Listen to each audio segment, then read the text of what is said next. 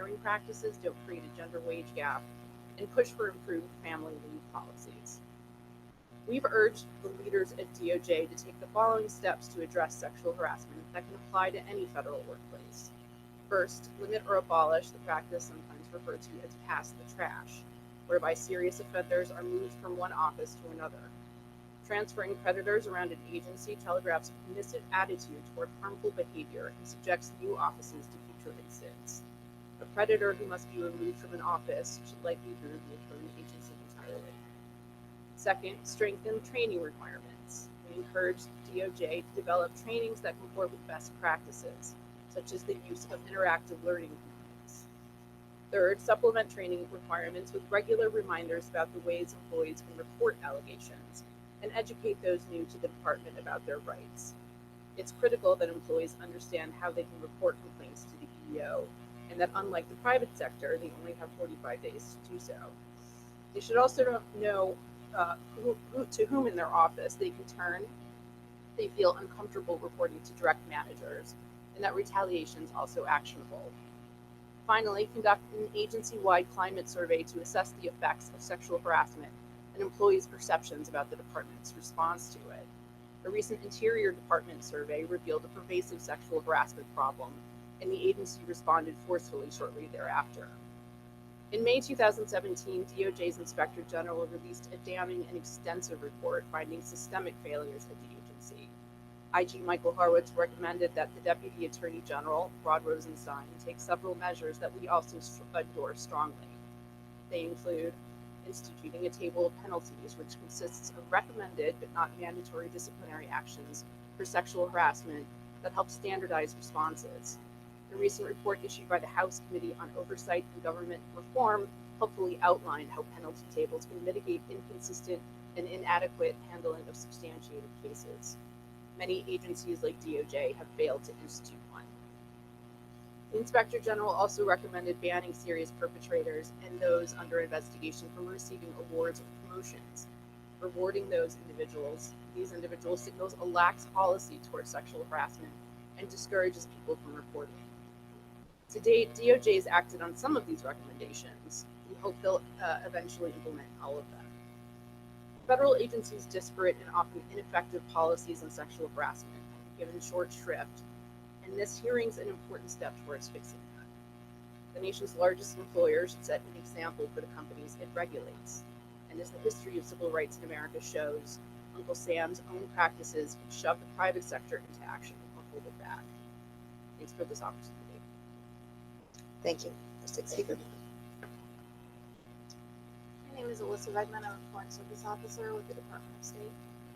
An American non-DOS member of my mission overseas assaulted me after attending an opening ball many years ago. It took me about a year to recognize that incident for what it was, date rape, and at that point the guy had left the country.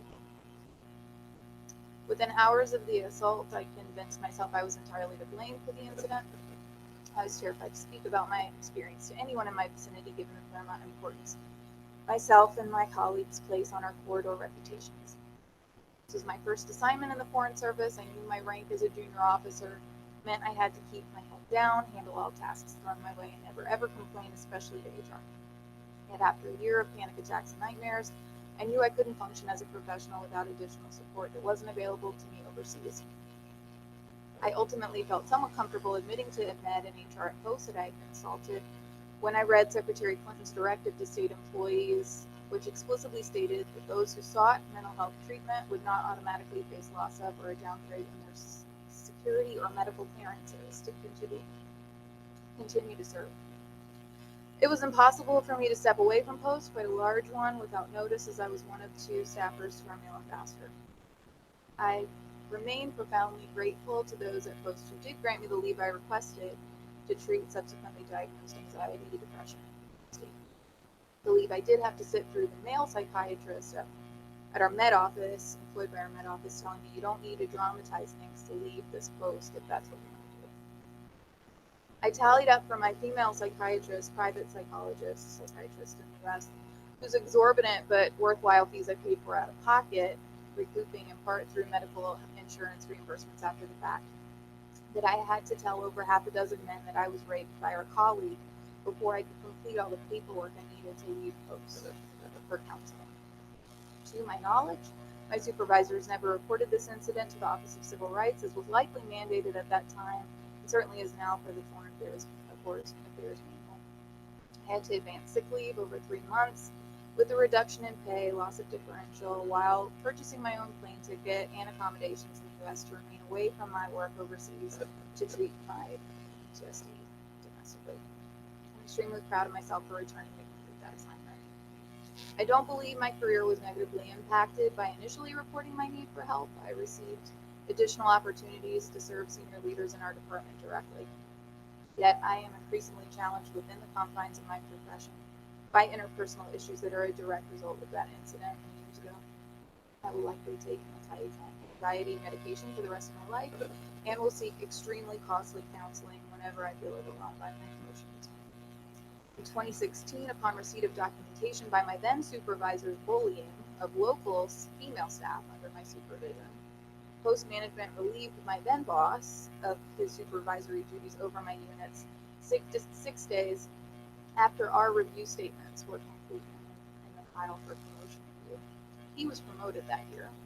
I cannot comment publicly on further actions I had to take to rectify in part my career trajectory, but suffice it to say that I do not anticipate receiving a promotion in the coming years. Early in my career, I worked on diverse teams that produced tremendous foreign policy gains. The last 4 bosses I've had were white males, one of whom asked me somewhat earnestly after a session I led for the Federal Women's Program at Post to explain unconscious bias to him. I no longer have the energy to teach a 65-year-old man how he had the ability to turn my career on its head. Our workplace culture is utterly horrendous at times, with embassies and consulates often taking on the misogyny that surrounds our compound's walls. But our work can be so incredible. I feel like a masochist for remaining an American diplomat, as I do not believe the State Department's culture towards low-ranking female employees will markedly change during my career, but I keep hoping a better version of myself will appear under each layer of skin mentioned for this travel to adore. Thank you. Next speaker.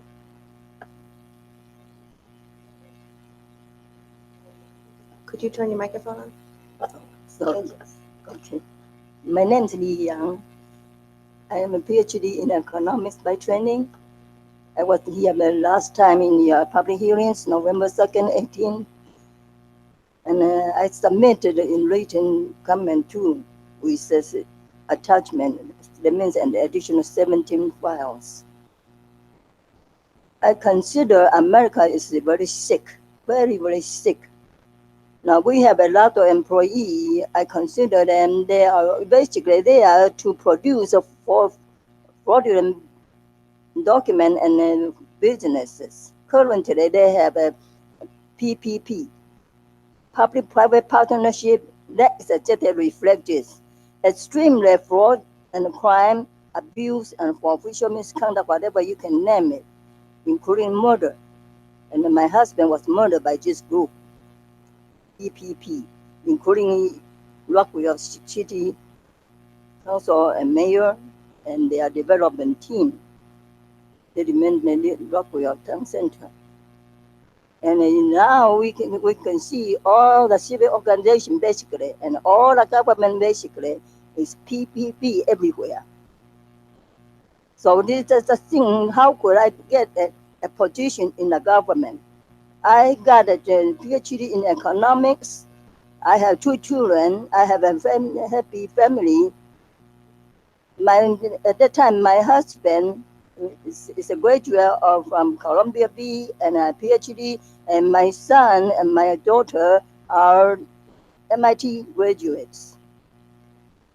And they both are 2 years graduation ahead of the high school. But my son got a valedictorian, but they will not give my daughter graduation certificate or diploma. And instead, they spread all the bad word, maybe even prosecute or something. So this is a society we are in. If you want to see my own achievement, I was rated as probably number 1 in the reviewers view is in reviewing the grants. My research projects, number one. I handle the most research project. And then I also handle the contract. And I will give them the comment why they should do. And then I go to from extramural to the intramural. I was expected to be the director. But that fraudulent director, that's a PhD candidate, is not even a PhD. Then they produce all the fraudulent procedure and deprive all my rights, all the employees' rights. Now, in the attachment 17, among the 17, you have an affidavit. My affidavit that is about, at the time, I support the Northfield Institute for the Congressional Bill. There, I have a detail about what's wrong with our federal system. They deny all my right, every right at all, whether sick leave, benefit, or whatever. They denied it. And at that time, computer is just sort of at the beginning, and their software just coming up. I request computer for training, they denied it. And said they all the bad words against me. So you go to see this affidavit, they give you more detail. So what's wrong is all our government agency, whether it's EEOC, MSPB, DOJ, FBI, everything is foreign criminal network.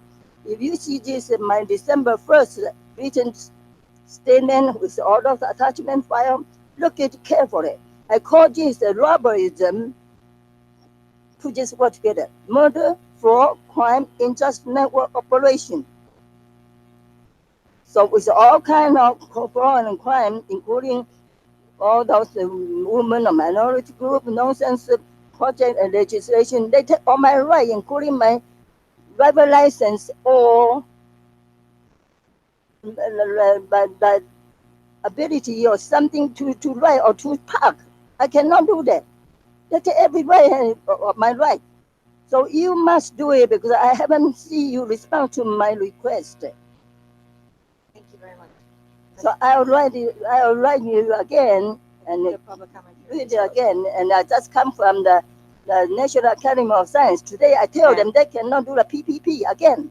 closed. The public comment period is closed. Okay, thank you. This brings us to the end of our briefing. I thank all of our panelists and our public participants. Today has been tremendously informative.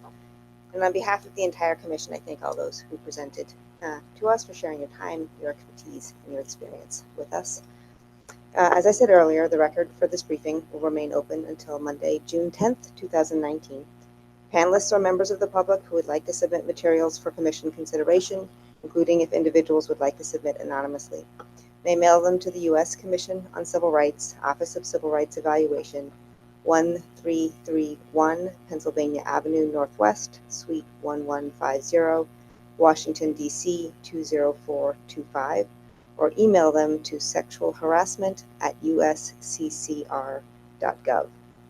I ask that our attendees move any continuing conversations outside of this hearing room so our staff can complete logistics necessary to close the room. And please make sure you exit the building through the F Street lobby, as the exit to the Pennsylvania Avenue side is now closed. If there's nothing further, I adjourn this meeting at 5:35 p.m. Eastern Time. Thank you.